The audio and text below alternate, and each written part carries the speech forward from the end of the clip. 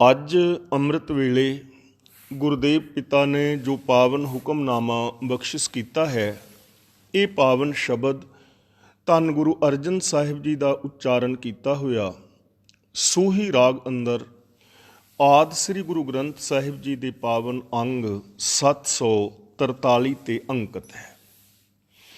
ਇਸ ਪਾਵਨ ਸ਼ਬਦ ਰਾਹੀਂ ਗੁਰਦੇਵ ਪਾਤਸ਼ਾਹ ਨੇ ਮਨੁੱਖ ਨੂੰ ਆਪਣੇ ਜੀਵਨ ਦੇ ਅੰਦਰ ਹੋ ਰਹੀ ਇੱਕ ਗਲਤੀ ਦਾ ਅਹਿਸਾਸ ਕਰਾਇਆ ਹੈ ਕਿ ਮਨੁੱਖ ਦੀ ਜ਼ਿੰਦਗੀ ਬੀਤਦੀ ਜਾ ਰਹੀ ਹੈ, ਪਰ ਇਸ ਨੇ ਜੋ ਕਰਮ ਇਨਸਾਨਾਂ ਵਾਲੇ ਕਰਨੇ ਸੀ ਉਧਰੋਂ ਇਹ ਅਵੇਸਲਾ ਹੈ, ਬਹੁਤਾਤ ਗਿਣਤੀ ਅਵੇਸਲੀ ਹੈ। ਜੀਵਨ ਦੇ ਅੰਦਰ ਸਤ ਸੰਤੋਖ ਆਦਿਕ ਧਾਰਨ ਕਰਨੇ ਸਨ, ਜੀਵਨ ਅੰਦਰ ਖੁਸ਼ੀਆਂ ਖੇੜੇ ਪ੍ਰਸੰਨਤਾ ਮਾਨਣੀ ਸੀ, ਪਰ ਇਧਰੋਂ ਇਹ ਅਵੇਸਲਾ ਹੋ ਕੇ ਵਿਕਾਰਾਂ ਦੇ ਅੰਦਰ ਜ਼ਿੰਦਗੀ ਬਿਤਾਉਂਦਾ ਜਾ ਰਿਹਾ ਹੈ। ਤਾਂ ਇਸ ਜੀਵਨ ਨੂੰ ਕਿਵੇਂ ਸਫਲ ਬਣਾਇਆ ਜਾਏ, ਕਿਵੇਂ ਇਸ ਜੀਵਨ ਦੇ ਅੰਦਰ ਆਨੰਦ ਮੰਗਲ ਪੈਦਾ ਕੀਤਾ ਜਾਏ, ਗੁਰਦੇਵ ਪਾਤਸ਼ਾਹ ਜੀ ਨੇ ਸਾਨੂੰ ਬੜੇ ਪਿਆਰ ਨਾਲ ਸਮਝਾਇਆ ਹੈ। ਆਓ ਵਿਚਾਰ ਕਰਨ ਦਾ ਯਤਨ ਕਰੀਏ। ਬਹਿਤੀ ਜਾਤ ਕਦੇ ਦ੍ਰਿਸ਼ਟ ਨਾ ਧਾਰਤ। ਬਹਿਤੀ ਜਾਤ ਦਾ ਮਤਲਬ ਤੇਰੀ ਉਮਰ ਦੀ ਨਦੀ ਵਹਿੰਦੀ ਜਾ ਰਹੀ ਹੈ। ਕਦੇ ਦ੍ਰਿਸ਼ਟ ਨਾ ਧਾਰਤ, ਤੂੰ ਕਦੇ ਇਸ ਪਾਸੇ ਧਿਆਨ ਨਹੀਂ ਕੀਤਾ। ਤੇਰੀ ਉਮਰ ਦੀ ਨਦੀ ਵਹਿੰਦੀ ਜਾ ਰਹੀ ਹੈ, ਪਰ ਤੂੰ ਇੱਧਰ ਕਦੇ ਧਿਆਨ ਨਹੀਂ ਕਰਦਾ। ਯਾਨੀ ਹਰ ਇਨਸਾਨ ਦੀ ਜ਼ਿੰਦਗੀ ਖਤਮ ਹੁੰਦੀ ਜਾ ਰਹੀ ਹੈ। ਬਾਬਾ ਫਰੀਦ ਜੀ ਨੇ ਬੜੇ ਪਿਆਰ ਨਾਲ ਸਮਝਾਇਆ ਹੈ, ਜੋ ਦੇਹ ਲੱਧੇ ਗਾਣਵੇ ਗਏ ਵਿਲਾੜ ਵਿਲਾੜ, ਕਿ ਜੋ ਤੇਰੀ ਉਮਰ ਦੀ ਗਿਣਤੀ ਦੇ ਦਿਨ ਨੇ ਉਹ ਦੌੜ ਦੌੜ ਕੇ ਬੜੀ ਜਲਦੀ ਦੇ ਨਾਲ ਖਤਮ ਹੁੰਦੇ ਜਾ ਰਹੇ ਹਨ। ਗੁਰਦੇਵ ਪਾਤਸ਼ਾਹ ਨੇ ਬੜੇ ਪਿਆਰ ਨਾਲ ਸਮਝਾਇਆ ਕਿ ਜੈਸੇ ਬਸਤਰ ਦੇਹ ਉਡਾਨੇ ਦਿਨ ਦੋਏ ਚਾਰ ਪੁਰਾਹਾ, ਜਿਵੇਂ ਕੋਈ ਨਵੇਂ ਕੱਪੜੇ ਖਰੀਦ ਕੇ ਲਿਆਂਦਾ ਹੈ, ਨਵੇਂ ਕੱਪੜੇ ਬੜੇ ਸ਼ੌਕ ਦੇ ਨਾਲ ਪਾਉਂਦਾ ਹੈ, ਲੇਕਿਨ ਉਹ ਕੱਪੜੇ ਪੁਰਾਣੇ ਹੋ ਜਾਂਦੇ ਨੇ, ਹੌਲੇ ਹੌਲੇ ਜੀਰਨ ਹੋ ਜਾਂਦੇ ਨੇ ਔਰ ਕੱਪੜੇ ਫਟ ਜਾਂਦੇ ਨੇ। ਉਹਨਾਂ ਕੱਪੜਿਆਂ ਦਾ ਅੰਤ ਹੋ ਜਾਂਦਾ ਹੈ, ਔਰ ਉਹਨਾਂ ਕੱਪੜਿਆਂ ਦਾ ਅੰਤ ਹੁੰਦਾ ਤੂੰ ਰੋਜ਼ ਵੇਖ ਰਿਹਾ ਹੈ। ਇਸੇ ਤਰ੍ਹਾਂ ਇਹ ਤੇਰਾ ਸਰੀਰ ਵੀ ਸਦਾ ਰਹਿਣ ਵਾਲਾ ਨਹੀਂ ਹੈ, ਹੌਲੇ ਹੌਲੇ ਇਸ ਨੇ ਜੀਰਨ ਹੋ ਜਾਣਾ ਹੈ ਔਰ ਆਖਿਰ ਮੌਤ ਦੇ ਮੂੰਹ ਵਿੱਚ ਚਲੇ ਜਾਣਾ। ਗੁਰਦੇਵ ਪਾਤਸ਼ਾਹ ਦਾ ਪਾਵਨ ਬਚਨ ਭੀਤ ਊਪਰੇ ਕੇਤਕ ਧਾਈਐ ਅੰਤ ਓੜ ਕੋ ਆਹ। ਜਿਵੇਂ ਕਿਸੇ ਦੀਵਾਰ ਦੇ ਉੱਤੇ ਮਨੁੱਖ ਦੌੜਨਾ ਚਾਹੇ ਤਾਂ ਕਿੰਨੀ ਲੰਬੀ ਦੌੜ ਉਸਦੀ ਹੋਏਗੀ, ਕਿਉਂਕਿ ਦੀਵਾਰ ਦਾ ਅੰਤ ਆ ਜਾਣਾ। ਕਿਤਨੀ ਵੀ ਲੰਬੀ ਦੀਵਾਰ ਹੋਵੇ, ਆਖਿਰ ਉਸ ਦਾ ਅੰਤ ਤਾਂ ਹੋ ਜਾਣਾ ਨਾ। ਇਸੇ ਤਰ੍ਹਾਂ ਭਲੇ ਪੁਰਸ਼ਾ ਤੇਰੀ ਇਸ ਜ਼ਿੰਦਗੀ ਦਾ ਅੰਤ ਵੀ ਹੋ ਜਾਣਾ ਹੈ। ਚਾਹੇ ਤੈਨੂੰ ਸੈਂਕੜੇ ਸਾਲ ਲੰਬੀ ਜ਼ਿੰਦਗੀ ਮਿਲ ਜਾਏ, ਫਿਰ ਵੀ ਤੈਨੂੰ ਇਹ ਸਰੀਰ ਛੱਡਣਾ ਪੈਣਾ ਹੈ, ਭਾਵ ਸਰੀਰਕ ਤੌਰ 'ਤੇ ਤੇਰੀ ਆਖਿਰ ਮੌਤ ਹੋ ਜਾਣੀ ਹੈ। ਗੁਰਦੇਵ ਨੇ ਪਾਵਨ ਬਾਣੀ ਵਿੱਚ ਬਚਨ ਕੀਤਾ ਹੈ, ਮੇਰੀ ਮੇਰੀ ਕੈਰੋਂ ਕਰਤੇ ਦੁਰਜੋਧਨ ਸੇ ਭਾਈ, ਬਾਰਹਿ ਜੋ ਜਨ ਛਤਰ ਚਲੇ ਥਾ ਦੇਹੀ ਗਿਰਜਨ ਖਾਈ।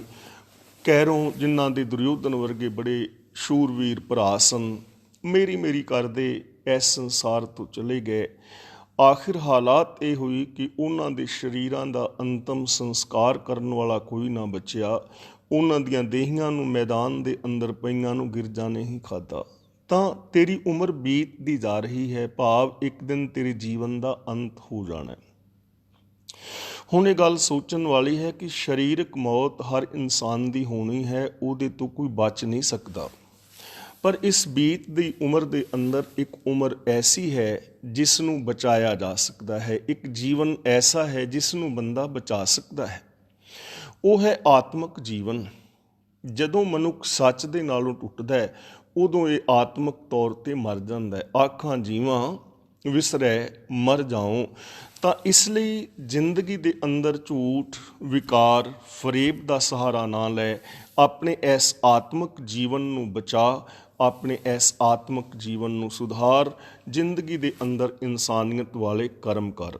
ਤੇਰੀ ਉਮਰ ਬੀਤਦੀ ਜਾ ਰਹੀ ਹੈ, ਲੇਕਿਨ ਮਨੁੱਖ ਦੀ ਜ਼ਿੰਦਗੀ ਬੀਤ ਕੈਸੇ ਰਹੀ ਹੈ, ਮਨੁੱਖ ਕਰ ਕੀ ਰਿਹਾ ਹੈ, ਗਲਤੀ ਕਿੱਥੇ ਹੈ। ਮਿਥਿਆ ਮੋਹ ਬੰਧੈ ਨਿਤ ਪਾਰਚ।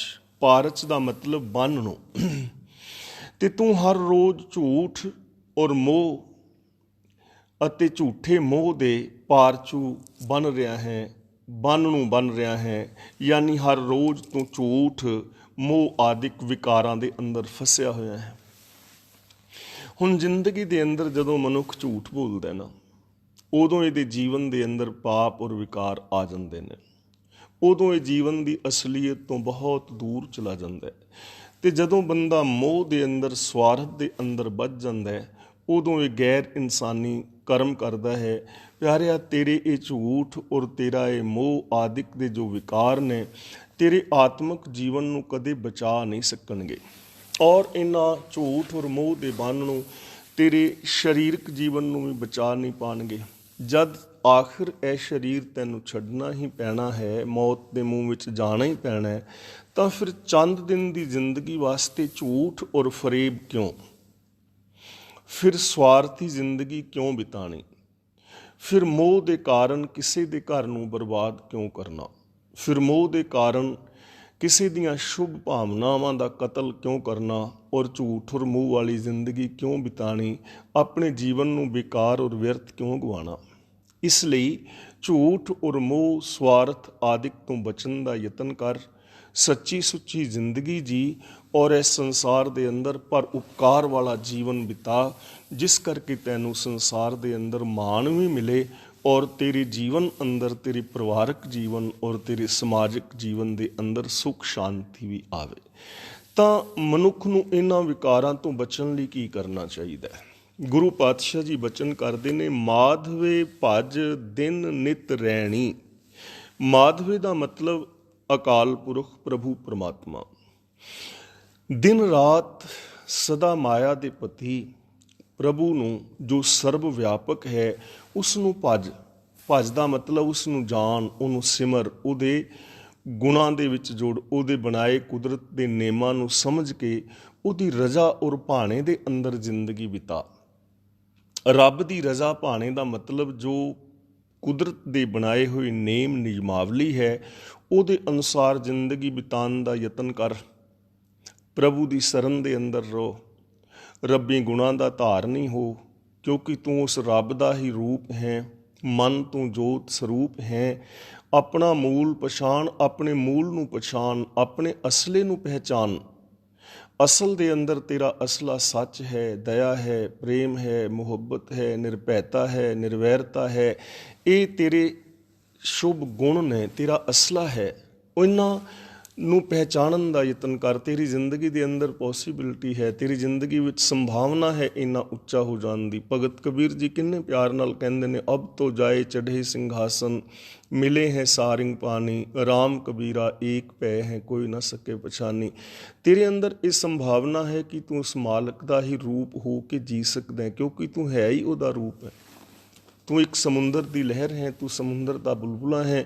ਪ੍ਰਭੂ ਇੱਕ ਸਾਗਰ ਹੈ ਤੇ ਤੂੰ ਉਸੇ ਦੀ ਅੰਸ਼, ਉਸੇ ਦੀ ਬੂੰਦ, ਉਸੇ ਦੀ ਲਹਿਰ, ਉਸੇ ਦਾ ਹੀ ਬੁਲਬੁਲਾ, ਉਸੇ ਦਾ ਹੀ ਰੂਪ ਹੈ।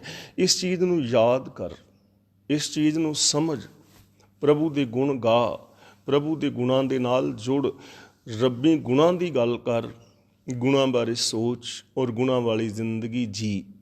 ਜਨਮ ਪਦਾਰਥ ਜੀਤ ਹਰ ਸਰਣੀ।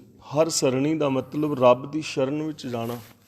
ਰੱਬ ਦੀ ਸ਼ਰਨ ਵਿੱਚ ਜਾਣ ਤੋਂ ਭਾਵ ਰੱਬੀ ਰਜ਼ਾ ਦੇ ਅੰਦਰ ਜ਼ਿੰਦਗੀ ਜੀਣੀ। ਇਸ ਤਰ੍ਹਾਂ ਕੀ ਹੋਏਗਾ? ਜਨਮ ਪਦਾਰਥ ਜੀਤ, ਪ੍ਰਭੂ ਦੀ ਸ਼ਰਨ ਪੈ ਕੇ ਕੀਮਤੀ ਮਨੁੱਖਾ ਜੀਵਨ ਨੂੰ ਜਿੱਤ, ਭਾਵ ਇਹਦਾ ਲਾਭ ਲੈ। ਜਿਸ ਮਨੁੱਖ ਨੇ ਆਪਣੇ ਮਨ ਨੂੰ ਵਿਕਾਰਾਂ ਵੱਲੋਂ ਹੋੜ ਲਿਆ, ਉਹ ਮਨੁੱਖ ਸਮਝ ਲਓ ਵਿਸ਼ਵ ਵਿਜੇਤਾ ਬਣ ਗਿਆ। ਮਨ ਜੀਤੈ ਜਗ ਜੀਤ। ਜਿਸ ਨੇ ਮਨ ਨੂੰ ਵਿਕਾਰਾਂ ਵੱਲੋਂ ਹੋੜ ਲਿਆ, ਮਨ ਨੂੰ ਜਿੱਤ ਲਿਆ, ਸਮਝ ਲਓ ਉਹ ਮਨੁੱਖ ਸੰਸਾਰ ਦਾ ਜੇਤੂ, ਵਿਸ਼ਵ ਵਿਜੇਤਾ ਹੋ ਗਿਆ।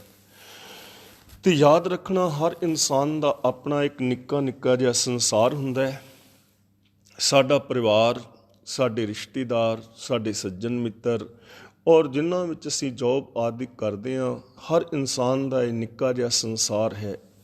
ਤਾਂ ਜੋ ਮਨੁੱਖ ਆਪਣੇ ਪਰਿਵਾਰ, ਆਪਣੇ ਰਿਸ਼ਤੇਦਾਰਾਂ, ਸੱਜਣਾ ਮਿੱਤਰਾਂ ਦੇ ਅੰਦਰ ਸੱਚਾ ਮਾਣ ਆਦਰ ਹਾਸਲ ਕਰ ਲੈਂਦਾ ਹੈ ਔਰ ਨਿਸ਼ਚਿੰਤ ਜ਼ਿੰਦਗੀ ਜੀਂਦਾ ਹੈ, ਸਮਝ ਲਓ ਉਸ ਮਨੁੱਖ ਨੇ ਆਪਣਾ ਜੀਵਨ ਜਿੱਤ ਲਿਆ। ਉਹਨੇ ਜੀਵਨ ਬਾਜੀ ਜਿੱਤ ਲਈ, ਉਹਨੇ ਆਪਣਾ ਵਿਸ਼ਵ, ਆਪਣਾ ਸੰਸਾਰ ਜਿੱਤ ਲਿਆ। ਜਿਸ ਨੇ ਆਪਣੇ ਭੈਣਾਂ ਭਰਾਵਾਂ, ਸੱਜਣਾ ਮਿੱਤਰਾਂ, ਰਿਸ਼ਤੇਦਾਰਾਂ, ਅੜੋਸ ਪੜੋਸ ਤੇ ਮਨ ਜਿੱਤ ਲਏ। ਜਿਨ੍ਹਾਂ ਨੇ ਆਪਣੀ ਸੱਚੀ ਸੁੱਚੀ ਕਦਰ ਬਣਾ ਲਈ ਤੇ ਉਸ ਇਨਸਾਨ ਨੇ ਸਮਝ ਲਓ ਸੰਸਾਰ ਜਿੱਤ ਲਿਆ। ਤੇ ਐਸੀ ਜ਼ਿੰਦਗੀ ਉਹੀ ਜੀਵੇਗਾ ਜਿਸ ਨੇ ਆਪਣੇ ਮਨ 'ਤੇ ਕੰਟਰੋਲ ਕੀਤਾ ਹੈ, ਆਪਣੇ ਬੋਲਾਂ 'ਤੇ ਕੰਟਰੋਲ ਕੀਤਾ ਹੈ, ਵਿਹਾਰ 'ਤੇ ਕੰਟਰੋਲ ਕੀਤਾ ਹੈ, ਮਾੜੀ ਦ੍ਰਿਸ਼ਟੀ 'ਤੇ ਕੰਟਰੋਲ ਕੀਤਾ ਹੈ। ਜਿਸ ਨੇ ਸੱਚ ਨੂੰ, ਦਇਆ ਆਦਿਕ ਨੂੰ ਅਪਣਾਇਆ ਹੈ, ਉਸੇ ਨੂੰ ਮਾਣ ਮਿਲਦਾ ਹੈ, ਉਸੇ ਨੂੰ ਸੰਸਾਰ ਦੇ ਅੰਦਰ ਸਤਿਕਾਰ ਮਿਲਦਾ ਹੈ, ਉਹੀ ਸੁਖੀ ਔਰ ਸ਼ਾਂਤ ਰਹਿੰਦਾ ਹੈ। ਤੇ ਜਿਹੜਾ ਮਨੁੱਖ ਆਪਣੇ ਭੈਣਾਂ ਭਰਾਵਾਂ ਨਾਲ ਜਾਂ ਆਪਣੇ ਪਰਿਵਾਰ ਦੇ ਜੀਆਂ ਦੇ ਨਾਲ ਵੀ ਪ੍ਰੀਤ ਔਰ ਪਿਆਰ ਨਹੀਂ ਬਣਾ ਸਕਿਆ, ਉਹ ਬਾਕੀ ਸੰਸਾਰ ਨੂੰ ਕੀ ਜਿੱਤੇਗਾ। ਜੋ ਆਪਣੇ ਪਰਿਵਾਰ ਦਾ, ਆਪਣੇ ਸੱਜਣਾ ਮਿੱਤਰਾਂ ਦਾ ਦਿਲ ਨਹੀਂ ਜਿੱਤ ਸਕਿਆ, ਉਹ ਬਾਕੀ ਸੰਸਾਰ ਨੂੰ ਕੀ ਜਿੱਤੇਗਾ। ਤਾਂ ਗੁਰੂ ਪਾਤਸ਼ਾਹ ਕਹਿੰਦੇ ਨੇ, ਤੂੰ ਪ੍ਰਭੂ ਦੀ ਸ਼ਰਨ ਵਿੱਚ ਆ, ਰੱਬ ਦੀ ਰਜ਼ਾ ਦੇ ਅੰਦਰ ਤੁਰ, ਗੁਰਬਾਣੀ ਆਸ਼ੇ ਅਨੁਸਾਰ ਜ਼ਿੰਦਗੀ ਜੀ ਔਰ ਆਪਣੇ ਇਸ ਜੀਵਨ ਨੂੰ ਜਿੱਤ, ਆਪਣੇ ਇਸ ਜੀਵਨ ਦਾ ਲਾਹਾ ਖੱਟ, ਇਸ ਜੀਵਨ ਨੂੰ ਬੇਕਾਰ ਔਰ ਵਿਅਰਥ ਨਾ ਗਵਾ। ਗੁਰੂ ਪਾਤਸ਼ਾਹ ਪਾਵਨ ਬਚਨ ਕਰਦੇ ਨੇ ਕਿ ਆਮ ਮਨੁੱਖ ਭੁੱਲ ਕਿੱਥੇ ਕਰਦਾ ਹੈ, ਗਲਤੀ ਕਿੱਥੇ ਹੋ ਰਹੀ ਹੈ, ਔਰ ਮਨੁੱਖ ਜ਼ਿੰਦਗੀ ਕੈਸੀ ਜੀ ਰਿਹਾ ਹੈ। ਕਰਤ ਵਿਕਾਰ ਦੋ ਕਰ ਝਾਰਤ, ਕਰ ਦਾ ਮਤਲਬ ਹੱਥ, ਝਾਰਤ ਦਾ ਮਤਲਬ ਝਾੜਨਾ। ਦੋਵੇਂ ਹੱਥ ਝਾੜ ਕੇ, ਦੋਵੇਂ ਹੱਥ ਧੋ ਕੇ, ਜਿਵੇਂ ਆਮ ਕਹਾਵਤ ਹੈ ਨਾ ਕਿ ਫਲਾਂ ਬੰਦਾ ਤੇ ਕਿਸੇ ਕੰਮ ਦੇ ਪਿੱਛੇ ਹੱਥ ਧੋ ਕੇ ਪੈ ਜਾਂਦਾ ਹੈ। ਯਾਨੀ ਤੂੰ ਵਿਕਾਰਾਂ ਦੇ ਪਿੱਛੇ ਪਿਆ ਹੋਇਆ ਹੈ। ਚੰਗਾ ਔਰ ਭਲਾ ਵਿਚਾਰਨ ਤੋਂ ਬਿਨਾਂ, ਹਾਨੀ ਲਾਭ ਵਿਚਾਰਨ ਤੋਂ ਬਿਨਾਂ ਤੂੰ ਵਿਕਾਰ ਕਮਾਈ ਜਾ ਰਿਹਾ ਹੈ। ਕਦੇ ਇਸ ਬਾਰੇ ਸੋਚਿਆ ਹੀ ਨਹੀਂ ਕਿ ਜੈਸੀ ਮੈਂ ਜ਼ਿੰਦਗੀ ਵਿਕਾਰਾਂ ਵਾਲੀ ਜੀ ਰਿਹਾ ਹਾਂ, ਇਹਦਾ ਆਖਿਰ ਰਿਜ਼ਲਟ ਕੀ ਨਿਕਲੇਗਾ। ਜੇ ਮੈਂ ਝੂਠ ਫਰੇਬ ਵਾਲੀ ਜ਼ਿੰਦਗੀ ਜੀ ਰਿਹਾ, ਲੋਕਾਂ ਨਾਲ ਝੂਠ ਬੋਲਦਾ, ਠੱਗੀਆਂ ਮਾਰਦਾ ਹਾਂ, ਜੇ ਇਹੀ ਵਿਹਾਰ ਲੋਕ ਮੇਰੇ ਨਾਲ ਕਰਨ ਤਾਂ ਮੇਰਾ ਕੀ ਹਾਲ ਹੋਏਗਾ। ਤੂੰ ਪਾਪ ਔਰ ਅਪਰਾਧ ਕਰਦਾ ਹੈ, ਭਲਾ ਬੁਰਾ ਸੋਚਣ ਤੋਂ ਬਿਨਾਂ ਮਨੁੱਖਾਂ ਦੇ ਹੱਕ ਖਾ ਰਿਹਾ ਹੈ, ਪਰਾਏ ਤਨ ਔਰ ਪਰਾਏ ਧਨ ਨੂੰ ਵਿਕਾਰੀ ਦ੍ਰਿਸ਼ਟੀ ਦੇ ਨਾਲ ਤੱਕ ਰਿਹਾ ਹੈ। ਕਦੇ ਤੂੰ ਸੋਚਣ ਦਾ ਯਤਨ ਹੀ ਨਹੀਂ ਕੀਤਾ ਕਿ ਇਸ ਤਰ੍ਹਾਂ ਸੰਸਾਰ ਦਾ, ਸਮਾਜ ਦਾ ਹਾਲ ਕੀ ਹੋ ਜਾਏਗਾ। ਔਰ ਸੱਚਾਈ ਇਹੀ ਹੈ ਕਿ ਜੇ ਹਰ ਬੰਦੇ ਨੇ ਬਿਨਾਂ ਸੋਚਣ ਸਮਝਣ ਤੋਂ ਵਿਕਾਰ ਕਮਾਏ ਨੇ, ਤਾਂ ਅੱਜ ਸੰਸਾਰ ਦੇ ਅੰਦਰ ਮਨੁੱਖ ਤੋਂ ਦੂਰ ਹੈ। ਜਦੋਂ ਮਨੁੱਖ ਵਿਕਾਰਾਂ ਦੇ ਵਿੱਚ ਖਚਤ ਹੋ ਜਾਂਦਾ ਹੈ, ਤਾਂ ਇੱਕ ਮਨੁੱਖ ਨੂੰ ਦੂਜੇ ਮਨੁੱਖ ਦਾ ਵਿਸ਼ਵਾਸ ਨਹੀਂ ਰਹਿ ਜਾਂਦਾ। ਤੇ ਜਦੋਂ ਸੰਸਾਰ ਦੇ ਅੰਦਰ, ਪਰਿਵਾਰਾਂ ਦੇ ਵਿੱਚ, ਸਮਾਜ ਵਿੱਚ ਬੇਵਿਸ਼ਵਾਸੀ ਪੈਦਾ ਹੋ ਜਾਏ ਤੇ ਸਹਿਮ ਦਾ ਔਰ ਡਰ ਦਾ ਮਾਹੌਲ ਪੈਦਾ ਹੋ ਜਾਂਦਾ ਹੈ।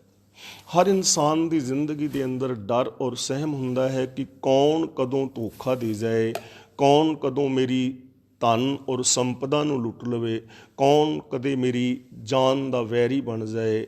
ਤਾਂ ਉਦੋਂ ਬੇਵਿਸ਼ਵਾਸੀ ਦਾ ਮਾਹੌਲ ਪੈਦਾ ਹੋਏਗਾ ਤੇ ਬੇਵਿਸ਼ਵਾਸੀ ਦੇ ਮਾਹੌਲ ਦੇ ਅੰਦਰ ਡਰ ਔਰ ਸਹਿਮ ਵਾਲੀ ਜ਼ਿੰਦਗੀ ਪੈਦਾ ਹੋ ਜਾਏਗੀ। ਤੇ ਐਸੇ ਜੀਵਨ ਦੇ ਅੰਦਰ ਸੁੱਖ ਔਰ ਸ਼ਾਂਤੀ ਕਿੱਥੇ ਰਹੇਗੀ। ਇਸ ਲਈ ਗੁਰੂ ਪਾਤਸ਼ਾਹ ਜੀ ਪਾਵਨ ਬਚਨ ਕਰ ਰਹੇ ਨੇ ਕਿ ਪਿਆਰਿਆ, ਤੂੰ ਦੋਵੇਂ ਹੱਥ ਧੋ ਕੇ ਵਿਕਾਰਾਂ ਦੇ ਪਿੱਛੇ ਪਿਆ ਹੋਇਆ ਹੈ। ਤੇਰੀ ਜ਼ਿੰਦਗੀ ਦੇ ਅੰਦਰ ਜਿੰਨੇ ਵੀ ਸੋਚ ਹੈ ਉਹ ਤੇਰੀ ਮੈਲੀ ਹੋ ਗਈ ਹੈ, ਤੇਰੇ ਬੋਲ ਮਾੜੇ ਨੇ, ਤੇਰਾ ਵਿਹਾਰ ਮਾੜਾ ਹੈ। ਦੋਵੇਂ ਹੱਥ ਧੋ ਕੇ ਤੂੰ ਵਿਕਾਰਾਂ ਦੇ ਪਿੱਛੇ ਪਿਆ ਹੋਇਆ ਹੈ। ਭਾਵ ਬਿਨਾਂ ਭਲੇ ਬੁਰੇ ਦੀ ਪਹਿਚਾਨ ਤੋਂ ਤੂੰ ਵਿਕਾਰ ਕਮਾਈ ਜਾ ਰਿਹਾ ਹੈ। ਰਾਮ ਰਤਨ ਰਿੱਧ ਤਿਲ ਨਹੀਂ ਧਾਰਤ। ਰਾਮ ਦਾ ਮਤਲਬ ਜੋ ਰਮਿਆ ਹੋਇਆ ਰੱਬ ਹੈ, ਰਤਨ ਵਰਗਾ ਕੀਮਤੀ। ਤਿਲ ਮਾਤਰ ਵਾਸਤੇ ਵੀ ਤੂੰ ਆਪਣੇ ਹਿਰਦੇ ਦੇ ਅੰਦਰ ਧਾਰਨ ਨਹੀਂ ਕਰਦਾ। ਇੱਕ ਪਲ ਵਾਸਤੇ ਵੀ ਰੱਬ ਨੂੰ ਆਪਣੇ ਮਨ ਵਿੱਚ ਨਹੀਂ ਵਸਾਉਂਦਾ। ਜਿਹੜਾ ਰਮਿਆ ਹੋਇਆ ਹੈ ਜ਼ਰਰੇ ਜ਼ਰਰੇ ਦੇ ਅੰਦਰ, ਜੋ ਸਮਾਇਆ ਹੋਇਆ ਹੈ ਕਣ ਕਣ ਦੇ ਅੰਦਰ, ਜਲ ਥਲ ਮਹੀਲ ਪੂਰਿਆ ਰਵਿਆ ਵਿੱਚ ਵਣਾ, ਜੋ ਆਮ ਇਨਸਾਨ ਦੇ ਅੰਦਰ ਹੈ, ਜੋ ਤੇਰੇ ਅੰਦਰ ਹੈ, ਜੋ ਜੀਵ ਜੰਤ ਦੇ ਅੰਦਰ ਹੈ, ਉਹਨੂੰ ਤੂੰ ਕਦੇ ਆਪਣੀ ਸੋਚ ਦੇ ਅੰਦਰ ਵਸਾਇਆ ਹੀ ਨਹੀਂ। ਔਰ ਹਕੀਕਤ ਹੈ, ਮਨੁੱਖ ਨੇ ਕਦੇ ਨਹੀਂ ਸੋਚਿਆ ਕਿ ਜੋ ਮੇਰੇ ਸਾਹਮਣੇ ਹੈ, ਜਿਨ੍ਹਾਂ ਨਾਲ ਮੈਂ ਬੋਲ ਰਿਹਾ, ਜਿਨ੍ਹਾਂ ਦੇ ਨਾਲ ਮੈਂ ਵਿਹਾਰ ਕਰ ਰਿਹਾ, ਉਹਨਾਂ ਦੇ ਅੰਦਰ ਰੱਬ ਵਸਦਾ ਹੈ, ਉਹ ਰੱਬ ਦਾ ਰੂਪ ਨੇ। ਮੇਰੇ ਅੰਦਰ ਉਹ ਰੱਬ ਵਸ ਰਿਹਾ ਹੈ, ਮੈਂ ਉਸ ਰੱਬ ਦੀ ਹੀ ਅੰਸ਼ ਹਾਂ। ਕਦੇ ਮਨੁੱਖ ਨੇ ਇਹ ਸੋਚ ਕੇ ਵਿਹਾਰ ਕਰਨ ਦਾ ਯਤਨ ਨਹੀਂ ਕੀਤਾ। ਗੱਲੀਂ ਬਾਤੀਂ ਆਮ ਬੰਦਾ ਕਹਿੰਦਾ ਹੈ ਸਭ ਮੈਂ ਜੋਤ ਜੋਤ ਹੈ ਸੋਏ। ਗੱਲੀ ਬਾਤੀ ਆਮ ਇਨਸਾਨ ਕਹਿ ਰਿਹਾ ਹੈ ਕਿ ਰੱਬ ਇਸ ਜਗਤ ਦੇ ਕਣ ਕਣ ਦੇ ਅੰਦਰ ਵਸਿਆ ਹੋਇਆ ਹੈ। ਗੱਲੀ ਬਾਤੀ ਹਰ ਬੰਦਾ ਕਹਿ ਰਿਹਾ ਹੈ ਕਿ ਰੱਬ ਹਰ ਥਾਂ ਦੇ ਉੱਤੇ ਸਮਾਇਆ ਹੋਇਆ ਹੈ, ਹਰ ਇਨਸਾਨ ਵਿੱਚ ਵਸ ਰਿਹਾ ਹੈ, ਕਿਹਾ ਜਾ ਰਿਹਾ ਹੈ। ਪਰ ਜਦੋਂ ਅਸੀਂ ਵਿਹਾਰ ਵੇਖਦੇ ਹਾਂ ਤਾਂ ਬੰਦੇ ਦਾ ਵਿਹਾਰ ਬੰਦੇ ਦੇ ਨਾਲ ਰੱਬ ਵਰਗਾ ਨਹੀਂ। ਕਾਸ਼ ਪਹਿਲਾਂ ਇਹ ਆਪਣੇ ਆਪ ਨੂੰ ਰੱਬ ਵਰਗਾ ਬਣਾਏ, ਆਪਣੇ ਅੰਦਰੋਂ ਰੱਬੀ ਗੁਣਾਂ ਨੂੰ ਪ੍ਰਗਟ ਕਰੇ ਅਤੇ ਉਸ ਤੋਂ ਬਾਅਦ ਹਰ ਇਨਸਾਨ ਦੇ ਨਾਲ ਰੱਬ ਵਰਗਾ ਪਿਆਰ ਕਰੇ ਅਤੇ ਹਰ ਇਨਸਾਨ ਨੂੰ ਰੱਬ ਵਰਗਾ ਸਤਿਕਾਰ ਦੇਵੇ। ਜਦੋਂ ਇਹ ਐਸਾ ਵਿਹਾਰ ਕਰੇਗਾ ਉਦੋਂ ਇਹ ਸੰਸਾਰ ਬੇਗਮਪੁਰਾ ਬਣੇਗਾ, ਉਦੋਂ ਸਾਡਾ ਸਮਾਜ ਚੰਗਾ ਹੋਏਗਾ, ਉਦੋਂ ਇਸ ਸੰਸਾਰ ਨੂੰ ਅਸੀਂ ਹਰ ਕਾ ਬਾਗਰਾ ਕਹਿ ਸਕਾਂਗੇ। ਇਹ ਸੰਸਾਰ ਇੱਕ ਸੁਹਾਵਣਾ ਬਾਗ ਬਣ ਜਾਏਗਾ, ਸਾਡੇ ਘਰ ਪਰਿਵਾਰ ਸਵਰਗ ਵਰਗੇ ਹੋ ਜਾਣਗੇ, ਹਰ ਇਨਸਾਨ ਰੱਬ ਵਰਗਾ ਹੋ ਕੇ ਇਸ ਦੁਨੀਆ ਦੇ ਅੰਦਰ ਜ਼ਿੰਦਗੀ ਜੀ ਸਕੇਗਾ। ਇਹ ਪੋਸੀਬਿਲਿਟੀ ਹੈ, ਇਹ ਸੰਭਾਵਨਾ ਹੈ, ਇਹ ਹਵਾਈ ਗੱਲਾਂ ਨਹੀਂ ਹਨ, ਇਹਨਾਂ 'ਤੇ ਅਮਲ ਕੀਤਾ ਜਾ ਸਕਦਾ ਹੈ। ਪਰ ਮਨੁੱਖ ਤੇ ਦੋਵੇਂ ਹੱਥ ਝਾੜ ਕੇ ਵਿਕਾਰਾਂ ਵੱਲ ਪਿਆ ਹੋਇਆ ਹੈ। ਇੱਕ ਪਲ ਵਾਸਤੇ ਵੀ ਇਸ ਬਾਰੇ ਸੋਚਿਆ ਹੀ ਕਦੇ ਇਸਨੇ ਨਹੀਂ। ਤੂੰ ਭਲਿਆ ਇੱਕ ਪਲ ਵਾਸਤੇ ਵੀ ਕਦੇ ਇਹ ਸੋਚਣ ਦਾ ਯਤਨ ਹੀ ਨਹੀਂ ਕਰਦਾ ਕਿ ਤੇਰੇ ਅੰਦਰ ਰੱਬ ਹੈ ਔਰ ਮੈਂ ਉਹਦੇ ਗੁਣਾਂ ਦਾ ਧਾਰਨੀ ਹੋਣਾ ਹੈ, ਮੈਂ ਰੱਬ ਦੀ ਰਜ਼ਾ ਦੇ ਅੰਦਰ ਤੁਰਨ ਦੀ ਟਰਾਈ ਕਰਨੀ ਹੈ, ਮੈਂ ਹਰ ਇਨਸਾਨ ਦਾ ਆਦਰ ਔਰ ਸਤਿਕਾਰ ਕਰਨਾ ਹੈ, ਮੈਂ ਇਮਾਨਦਾਰੀ ਵਾਲਾ ਜੀਵਨ ਜੀਣਾ ਹੈ। ਐਸਾ ਕਦੇ ਇੱਕ ਪਲ ਵਾਸਤੇ ਵੀ ਤੂੰ ਸੋਚਣ ਦਾ ਯਤਨ ਨਹੀਂ ਕਰਦਾ। ਤੇਰੀ ਜ਼ਿੰਦਗੀ ਕਿਵੇਂ ਬੀਤ ਰਹੀ ਹੈ? ਭਰਨ ਪੋਖਣ ਸੰਗ ਔਦ ਬਿਹਾਣੀ। ਭਰਨ ਪੋਖਣ ਦਾ ਮਤਲਬ ਪਾਲਣ ਪੋਸ਼ਣ, ਔਦ ਦਾ ਮਤਲਬ ਉਮਰ। ਆਪਣਾ ਸਰੀਰ ਪਾਲਣ ਪੋਸ਼ਣ ਵਿੱਚ ਹੀ ਤੇਰੀ ਉਮਰ ਲੰਘਦੀ ਜਾ ਰਹੀ ਹੈ। ਆਮ ਬੰਦੇ ਦੀ, ਬਹੁਤਾਤ ਗਿਣਤੀ ਦੀ ਸਰੀਰ ਦੇ ਪਾਲਣ ਪੋਸ਼ਣ ਤੱਕ ਹੀ ਸੀਮਤ ਹੈ ਕਿ ਮੇਰੀਆਂ ਸਰੀਰਕ ਲੋੜਾਂ ਪੂਰੀਆਂ ਹੋ ਜਾਣ, ਮੇਰੇ ਕੋਲ ਸੰਸਾਰਿਕ ਜੋ ਪੂੰਜੀ ਹੈ ਉਹ ਵੱਧ ਜਾਏ, ਬੈਂਕ ਬੈਲੈਂਸ ਵੱਡਾ ਹੋ ਜਾਏ ਜਾਂ ਕੁਛ ਵੀ, ਕਿ ਮੇਰੀ ਜ਼ਿੰਦਗੀ ਦੇ ਅੰਦਰ ਧਨ ਦੌਲਤ ਦੀ ਬਹੁਤਾਤ ਹੋਵੇ ਔਰ ਮੈਂ ਆਪਣੇ ਸਰੀਰ ਨੂੰ ਪਾਲ ਪੋਸ਼ ਸਕਾਂ। ਸਿਰਫ ਇੱਥੋਂ ਤੱਕ ਬੰਦਾ ਸੀਮਤ ਰਹਿ ਗਿਆ।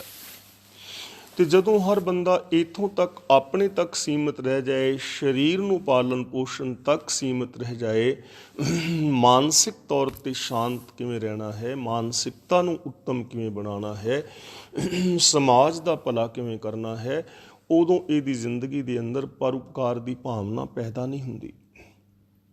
ਅਤੇ ਜਿਸ ਸਮਾਜ ਵਿੱਚ ਆਮ ਆਦਮੀ ਸਵਾਰਥੀ ਹੋਏਗਾ, ਸੈਲਫਿਸ਼ ਹੋਏਗਾ, ਉਸ ਸਮਾਜ ਦੇ ਅੰਦਰ ਕਦੇ ਸੁੱਖ ਸ਼ਾਂਤੀ ਆ ਨਹੀਂ ਸਕਦੀ।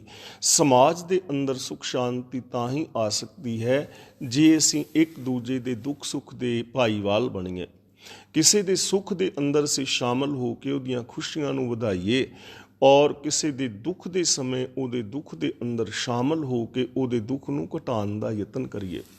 ਕਿਸੇ ਡਿੱਗੇ ਹੋਏ ਨੂੰ ਉਠਾਈਏ, ਜੋ ਪਛੜ ਗਿਆ ਹੈ, ਸਰੀਰਕ ਤੌਰ 'ਤੇ ਕਮਜ਼ੋਰ ਹੈ, ਅਪਾਹਿਜ ਹੈ, ਉਸ ਦੀ ਹੈਲਪ ਕਰੀਏ। ਜੋ ਮਾਨਸਿਕ ਤੌਰ 'ਤੇ ਪਿੱਛੇ ਹੈ ਉਹਨੂੰ, ਮਾਨਸਿਕ ਰੋਗੀ ਨੂੰ ਅਸੀਂ ਸਹਾਰਾ ਦੇਈਏ।